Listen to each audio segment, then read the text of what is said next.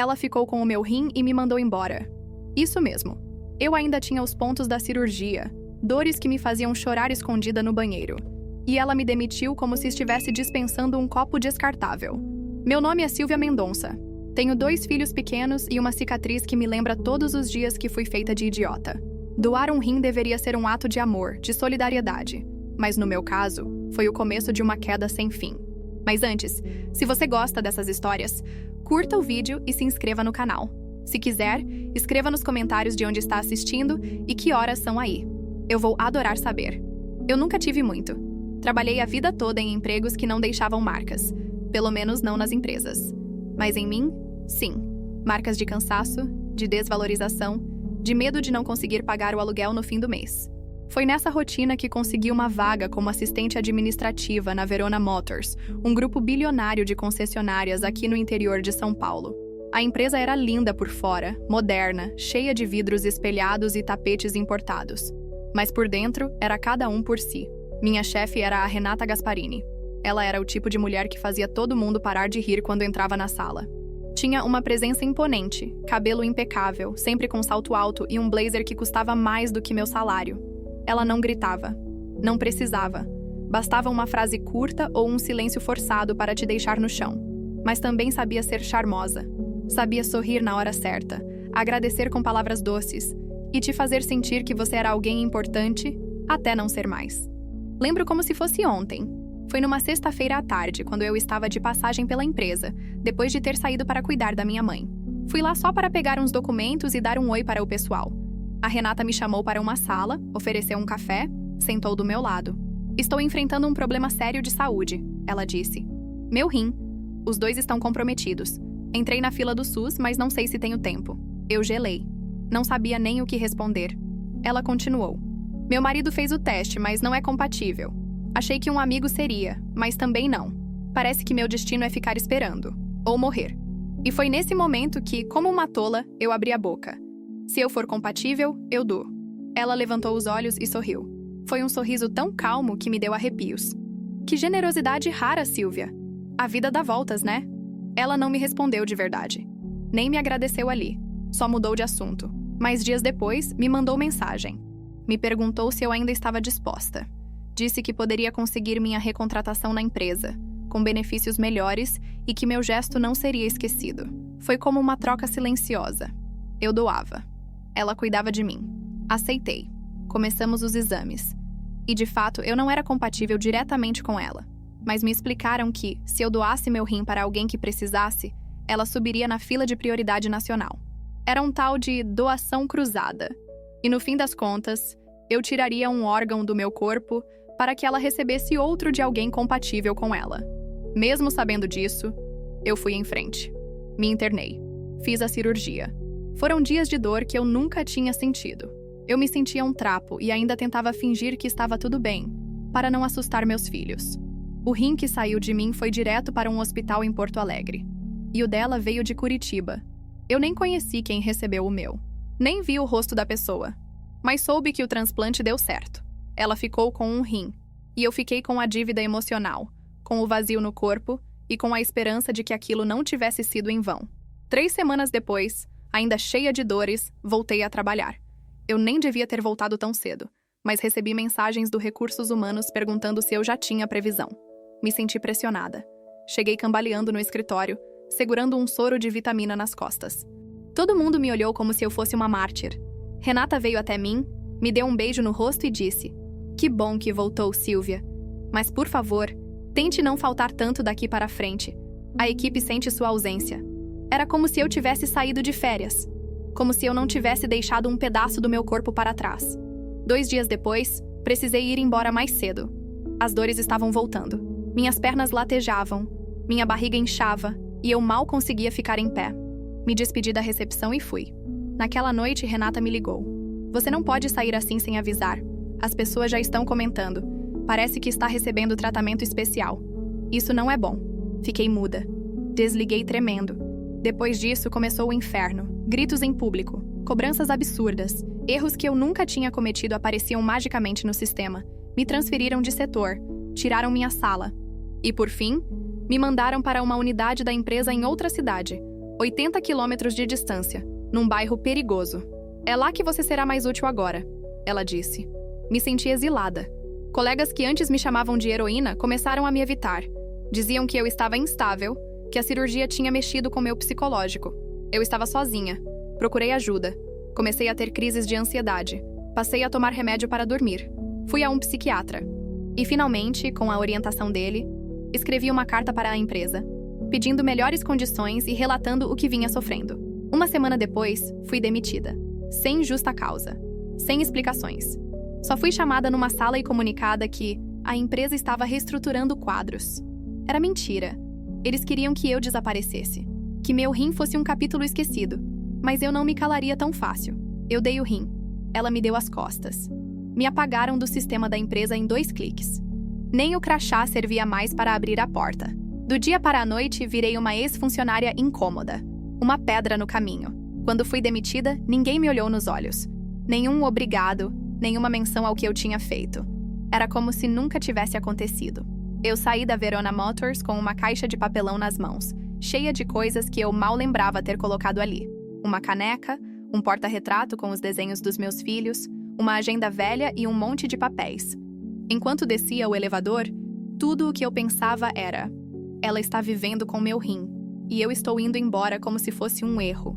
Cheguei em casa arrasada. Meu filho mais novo, de 8 anos, veio correndo achando que eu tinha voltado mais cedo porque algo bom tinha acontecido. Mamãe, a senhora está de folga hoje? Senti um nó na garganta. Estou, meu amor. A mamãe está de folga por um tempo. Não tive coragem de contar para eles ainda. Nem para minha mãe. Mas aquela noite, sozinha no banheiro, olhando a cicatriz na barriga, eu chorei de raiva. 2 dias depois, o advogado que eu tinha procurado, um conhecido de um amigo, me chamou para conversar. O nome dele era Dário Albuquerque, um homem sério, direto, sem muitas frescuras. O que você me contou é grave, Silvia. Ele disse após ouvir tudo. Mas você tem provas? Essa palavra ecoou na minha cabeça. Provas. Como se um rim não fosse o bastante. Tenho exames, mensagens, e-mails. A Renata me escreveu várias vezes no WhatsApp, me agradecendo, me pedindo para voltar ao trabalho logo. Ele ficou em silêncio por alguns segundos, depois se inclinou para a frente. Vamos entrar com uma denúncia por discriminação, assédio e represália. Mas se prepare, eles vão vir com tudo para cima de você. E vieram. Menos de uma semana depois que meu nome apareceu no sistema da Justiça do Trabalho, começaram os boatos. Gente que nem falava comigo antes começou a me procurar. Diziam que eu estava querendo aparecer, que ninguém obriga ninguém a doar rim, que eu tinha feito tudo por interesse. Fiquei sabendo até que a própria Renata andava dizendo por aí que eu inventei um monte de coisa, que eu tinha problemas emocionais antes mesmo da cirurgia. Ela dizia isso com aquele mesmo sorriso elegante que usava para manipular todo mundo. Minha mãe escutou no salão de beleza, minha irmã no mercado. E eu? Eu estava em casa, sem salário, sem plano de saúde, com a cicatriz ainda latejando e 2 crianças para alimentar. Fui chamada para uma audiência de conciliação. Fui com Dário. Ela não apareceu, mas mandou 2 advogados. A primeira coisa que disseram: a senhora assinou a saída sem contestação. Não há provas de retaliação. Como se todo o contexto não valesse nada. Como se a gente não tivesse coração, nem memória. Dário rebateu cada argumento com firmeza.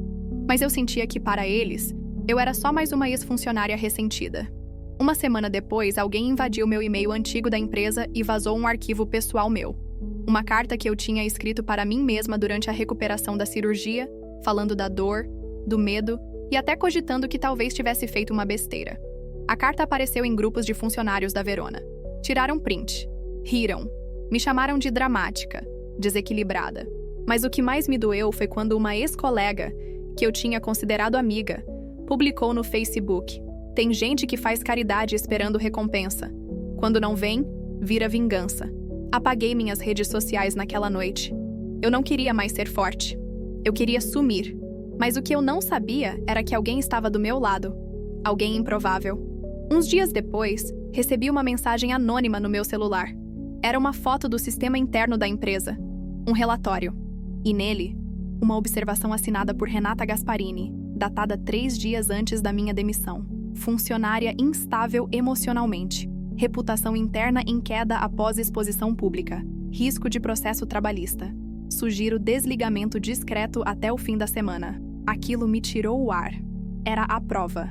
Mandei imediatamente para o Dário, que respondeu no mesmo minuto. Agora a gente tem uma arma. Isso muda tudo. E mudou. Marcamos uma nova audiência. E dessa vez, ela apareceu.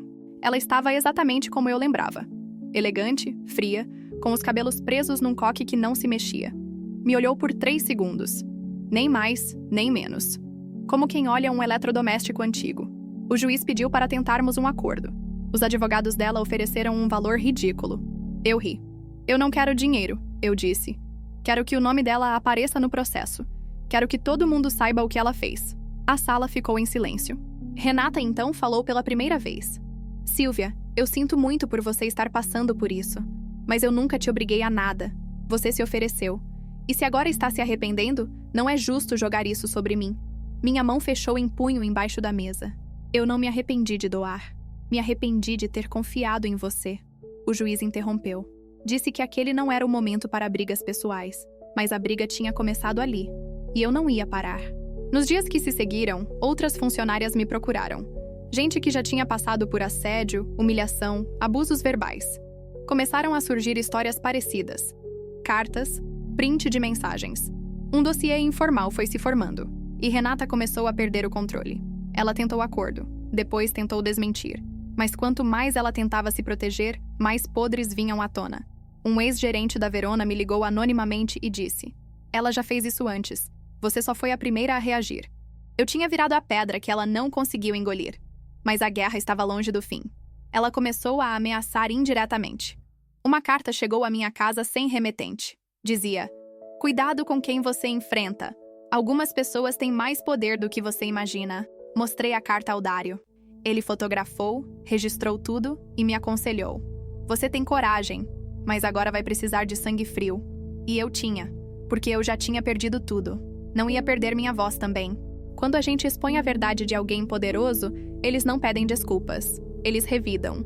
E às vezes, eles jogam sujo. Depois que apareceu aquela carta anônima na minha caixa de correio, dizendo que eu não sabia com quem estava mexendo, o medo bateu de verdade. Não era mais só sobre trabalho. Era pessoal. Era sujo. Era perigoso. Contei para o Dário, meu advogado, que já entrou com um novo registro de ameaça. Mas ele foi claro. A gente está cutucando cobra com vara curta, Silvia. Se continuar, a coisa vai sair da esfera trabalhista. E aí, pode ficar mais pesado. Mas eu já estava no fundo. E quando a gente chega lá, ou desiste ou cava. E eu cavei. A notícia começou a vazar. Primeiro em grupos de advogados, depois em sites de denúncia anônima. Em pouco tempo, blogs começaram a publicar trechos da minha história. Usaram pseudônimos, mas bastava ler entre linhas para saber que era sobre a Verona Motors e sobre a Renata Gasparini. E foi aí que a história explodiu de vez. Uma página de jornalismo independente fez uma matéria completa com o título "Doou um rim para a chefe. Foi descartada semanas depois." A matéria não me expôs diretamente, graças ao Dário, mas falava de mim, da cicatriz, da transferência forçada, da demissão e do silêncio da empresa. Em 2 dias, meu celular começou a tocar sem parar. É você, né? A da matéria? Como alguém tem coragem de fazer isso? Você é uma heroína. Mas junto com os elogios, vieram os ataques. Perfis falsos começaram a comentar nas postagens da matéria. Isso é mentira. Essa mulher fez isso por interesse. Doou porque quis, agora quer dinheiro. Aposto que está inventando metade dessa história. Apaguei os comentários. Bloqueei números. Mas um dia, meus filhos viram um vídeo no YouTube com o título "O outro lado da história da doadora de rim injustiçada." Era um vídeo cheio de insinuações. Imagens minhas antigas. Capturas da minha rede social. Trechos fora de contexto de um áudio que eu tinha mandado para uma amiga reclamando das dores pós-cirurgia. Renata ainda não tinha me vencido, mas tinha dinheiro e gente disposta a defender ela por um bom preço. Enquanto isso, a Verona Motors emitiu uma nota oficial dizendo que sempre prezou pela ética, legalidade e bem-estar dos seus colaboradores, e que não comentaria casos individuais, sobretudo sem decisões judiciais. Parecia bonita, até elegante, mas era puro veneno escrito em papel timbrado. E o mais revoltante, a carta da Renata com a frase "sugiro desligamento discreto" não foi suficiente para a justiça conceder uma liminar a meu favor. O juiz alegou que, apesar da frase ser inadequada, não provava a intenção discriminatória direta. Eu saí da audiência sentindo que a justiça dos livros não funciona quando quem está em jogo é gente como a gente. Mas se a justiça não agia, a opinião pública começou a agir por conta própria. A matéria viralizou. Programas de rádio começaram a comentar. Um jornalista famoso fez uma postagem no X, antigo Twitter, dizendo: "Se for verdade, essa é a história mais covarde que li este mês." E aí veio a virada. Uma repórter de uma emissora nacional entrou em contato comigo. Queria contar a minha história. Eu hesitei, mas depois de pensar, respirei fundo e respondi: "Sim, mas quero que tudo seja contado do meu jeito." Fizemos a entrevista em casa, com os rostos das crianças cobertos, como pedi. Falei com calma, mas sem me esconder. Mostrei documentos. Falei da cirurgia, da dor, da humilhação, da exclusão. E pela primeira vez, eu senti que minha voz estava sendo ouvida. Renata surtou. Assim que a matéria foi ao ar, o advogado dela entrou com um pedido judicial por difamação e exposição indevida da imagem. Tentou me calar, mas agora a história estava grande demais. Não dava mais para esconder. Outros ex-funcionários começaram a surgir. Mulheres que sofreram assédio moral, pressão psicológica, ameaças veladas. Uma delas, que nunca tive contato direto, me mandou um e-mail. "Você abriu a porta que a gente sempre teve medo de encostar. Obrigada." Outra me ligou e chorou por 15 minutos. Eu achei que era loucura da minha cabeça, mas agora vejo que não era. Mas nem tudo foi apoio. Meu filho mais velho, de 13 anos, começou a ser alvo de piadinhas na escola. Alunos zombavam dizendo que a mãe dele estava famosa por vender o rim. Uma mãe de aluno mandou mensagem sugerindo que eu evitasse expor as crianças.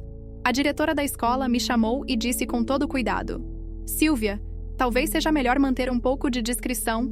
Só até isso passar." Respirei fundo e respondi: "Eu fiquei em silêncio tempo demais.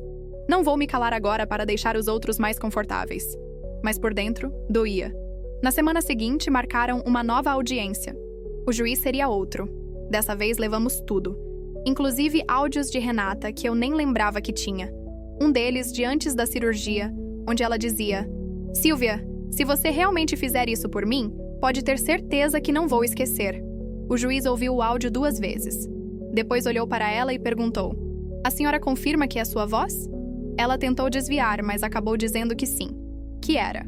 "E a senhora considera que esquecer alguém que doou um órgão vital à sua saúde é normal?" Ela ficou em silêncio. Pela primeira vez, ela perdeu o controle. Na saída da audiência, os repórteres estavam esperando. Dário me orientou a não falar, mas uma mulher me abraçou no meio da rua. Uma desconhecida, e disse: "Minha irmã morreu na fila de transplante. Você salvou alguém, mesmo sendo traída. Você é forte demais." Abracei ela de volta. Pela primeira vez, sem sentir vergonha, mas a guerra ainda não tinha acabado. Renata não recuaria tão fácil. E o que vinha a seguir seria ainda mais sujo. Você pode tirar tudo de uma pessoa: dinheiro, emprego, saúde, reputação, mas quando ela perde o medo, ela vira uma ameaça real. Depois da última audiência, Renata percebeu que a narrativa dela estava desmoronando. Ela perdeu o controle que sempre teve. A imprensa já não tratava o caso como um mal-entendido trabalhista. O público não comprava mais o sorriso de dama da alta sociedade.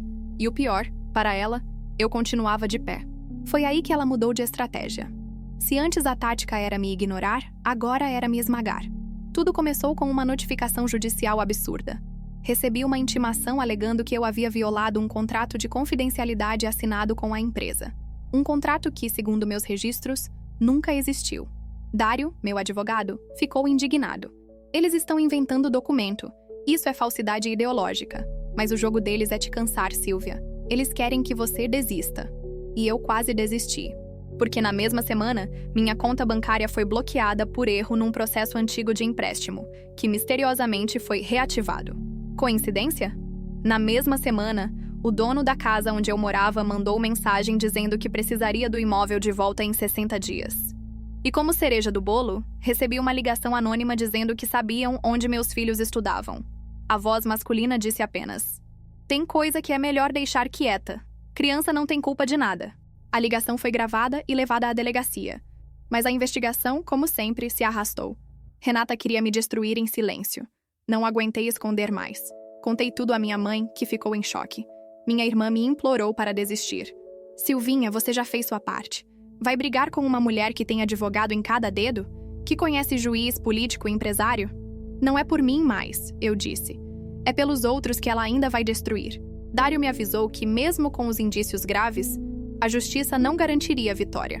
O sistema é lento, e gente poderosa sabe jogar com isso. Mas teve um ponto de virada inesperado. Um ex-funcionário do setor financeiro da Verona me procurou. Chamava-se Alex e trabalhava diretamente com a Renata. Ela mandava manipular relatórios de recursos humanos, alterava a data de faltas, criava advertências falsas. Tem uma pasta com histórico de pelo menos 4 funcionários que ela limpou sem motivo, só porque ela queria mostrar força. Ele me entregou uma cópia de documentos internos. Incluía uma planilha com meu nome, onde constavam faltas não justificadas que eu jamais tive. Falsificaram meu histórico. Era a prova que faltava. Por que está fazendo isso? Perguntei. Porque eu vi você sendo esmagada.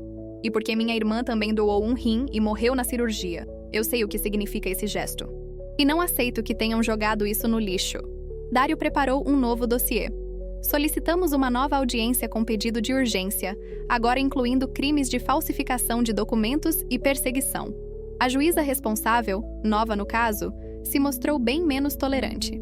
Doutora Renata, a senhora sabia da manipulação desses dados? Jamais, ela respondeu firme. Isso nunca chegou ao meu conhecimento. Mas aí veio o vídeo. Sim, o Alex também tinha conseguido um vídeo de uma reunião interna. Renata dizia a frase: essa aí não pode continuar. Inventem o que for preciso, mas fora da Verona ela não pisa mais. A juíza parou o vídeo e perguntou: a senhora confirma ser sua voz? Renata olhou para o advogado. Depois baixou os olhos. Sem comentários, meritíssima. A audiência acabou ali.